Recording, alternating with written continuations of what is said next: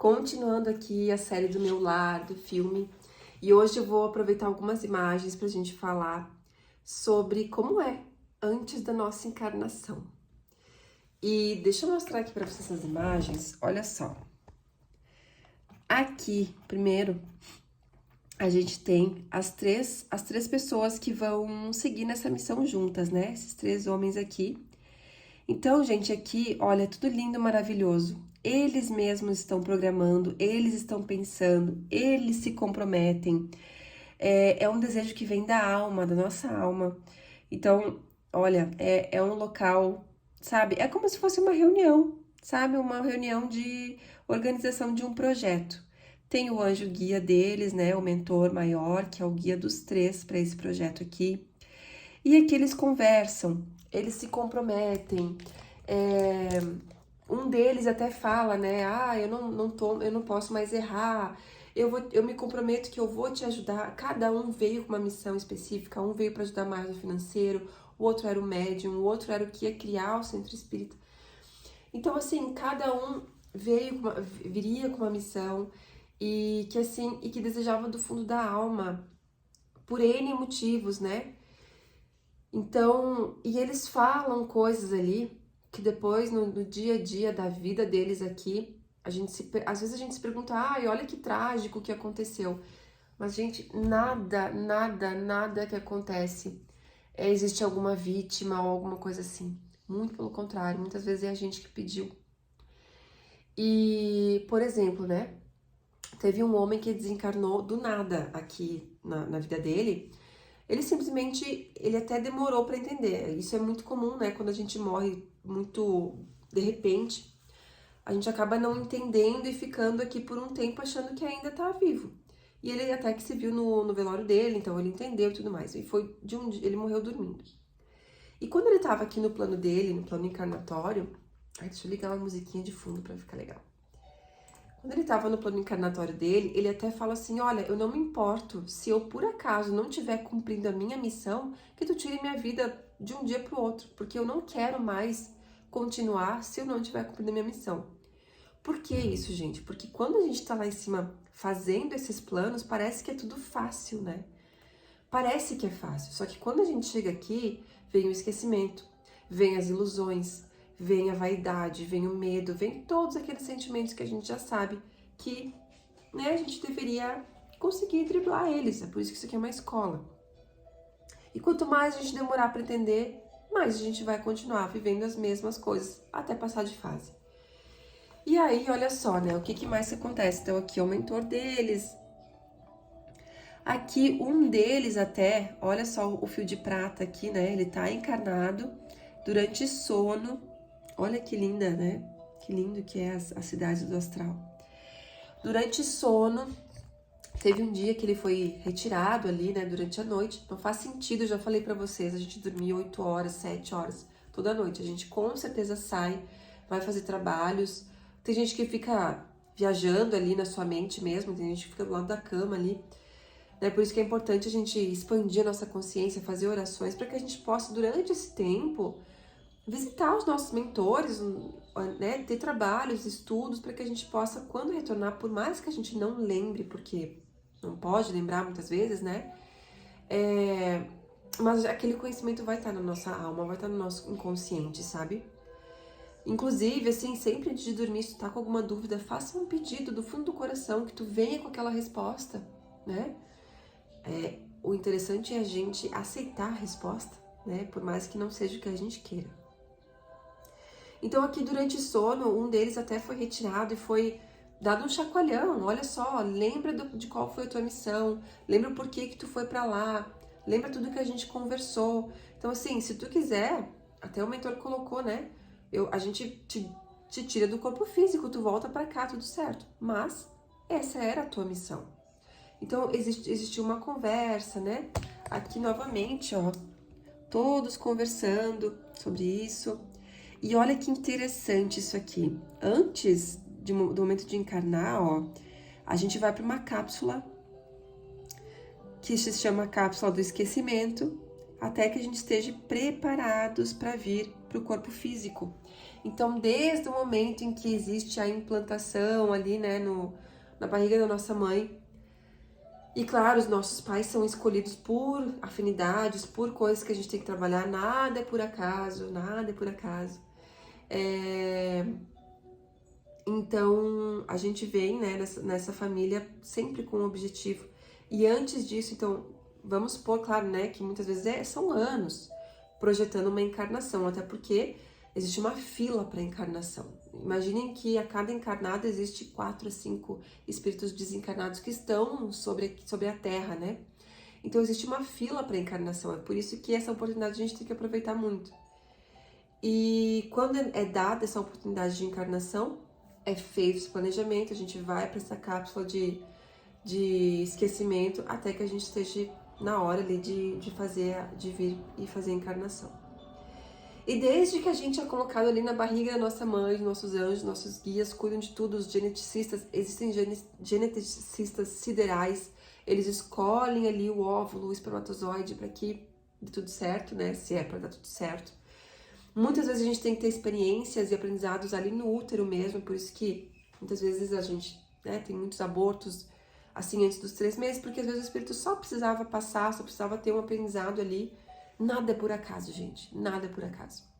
O que eu quis trazer nesse vídeo é lembrar, por mais que a gente não possa lembrar exatamente qual foi o nosso plano, né, porque a gente não pode ter essa cola para essa prova, digamos, mas simplesmente é lembrar de que sim, é assim que acontece. É assim que acontece. Lá de cima, quando a gente tá lá, a gente é tudo tão perfeito, não existe a dualidade, não existe ódio, não existe rancor. A gente vem por vontade própria, porque a gente quer evoluir, a gente quer evolução para o nosso espírito. E alguns aprendizados, eles só são possíveis aqui.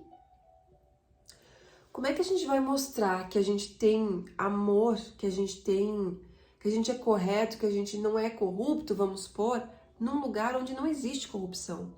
Tu só vai conseguir mostrar que tu é desse jeito, que teu espírito evoluiu, num ambiente onde tem isso. Então, a gente tem que parar de questionar tanto, de tentar achar um culpado, de achar que a gente é vítima. Nós não somos vítimas de nada, de nada. Exatamente tudo o que acontece é escolhido por nós, é um plano para que a gente possa evoluir. É isso. E quanto mais a gente demorar para entender, pior vai ser, entendeu? Pior vai ser. Teve um exemplo ali no filme que uma dessas pessoas que veio em missão ali de criar o centro, né? A outra missão dele ele veio como um filho bastardo, digamos assim, né, de um primeiro casamento, que cresceu numa família de um outro casamento, então meio que ele se sentia excluído. E chega uma hora, ele era o mais velho, que o pai dele morre, e ele fica ali com mais 3 irmãos pequenos, que inclusive foram enviados para auxiliar no centro com ele.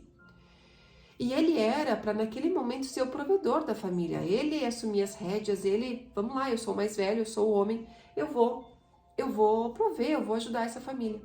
E ele vira as costas e vai embora, né? Porque afinal de contas, ele sempre se sentiu excluído, o pai dele não amava ele como amava os outros, porque era de um casamento que não deu certo, blá, blá, blá, blá, blá, blá, blá. Ele vira as costas, vai embora, aquele objetivo não é cumprido, né? Então, assim, algo que a gente achava que, talvez ele fosse vítima naquele momento por ter sido excluído do pai, mas era a missão dele de mesmo assim bancar, né? Ser o provedor ali, ajudar os irmãos, que são irmãos. E vieram como irmãos por algum motivo.